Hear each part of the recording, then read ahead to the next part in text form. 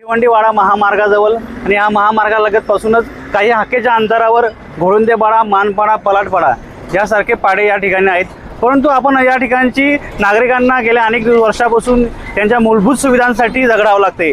एकीकडे शासन अशा महामार्गांसाठी करोडो रुपये खर्च करते, परंतु या ठिकाणी जाणाऱ्या महामार्गावर प्रवास करणारे विद्यार्थी असतील, नोकरदार वर्ग असतील, त्याचबरोबर या ठिकाणी काही कारखाने सुद्धा आहेत अशी माहिती मिळाली आणि यांना मोठ्या प्रकारे त्यांच्या मूलभूत संघर्षासाठी झगडावं लागते। नक्की त्यांच्या जाण्या येण्यासाठी काय? भिवंडीवाडा महामार्गापासून घोळुंदेपाडा हा हाकेच्या अंतरावर आणि या रस्त्यावरूनच खड्डे आणि चिखलातून मार्ग काढत या गावातील विद्यार्थी रोज शिक्षण घेण्यासाठी जात असतात।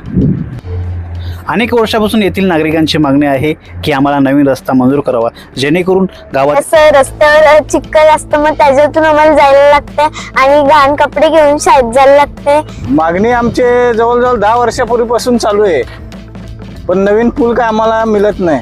त्यासाठी एक दुसरी महत्त्वाची समस्या त्यांची आहे की अनेक वर्षापासून त्यांची नवीन पुलाची मागणी आहे। कारण आपण बघत आहात येथील जे गावातील जाणारे विद्यार्थी असतील, नागरिक असतील आणि या ठिकाणी काही छोटे कारखाने आहेत, हे सुद्धा या ठिकाणी त्यांची रहदारी या ठिकाणी होत असते आणि यांना मोठ्या प्रमाणे या ठिकाणी आर्थिक नुकसान सहन करावं लागते। कारण थोडा सुद्धा पाऊस पडला की या ठिकाणी जो असणारा साकव हा जलमय होतो आणि 2-2, 3-3 दिवस या ठिकाणी गावात असलेल्या नागरिकांचा मुख्य मार्गापासून संपर्क तुटतो आणि आक्रमक झाले आहेत की येणाऱ्या निवडणुकीत जे स्थानिक लोकप्रतिनिधी आहेत आणि यांना आम्ही धडा शिकू, कारण लवकरात लवकर आमच्या पुलाची आणि आमच्या नवीन रस्त्याची मागणी पूर्ण झाली नाही तर इथल्या स्थानिक लोकप्रतिनिधींना धडा शिकवण्याची भाषा येथील नागरिक करत आहेत।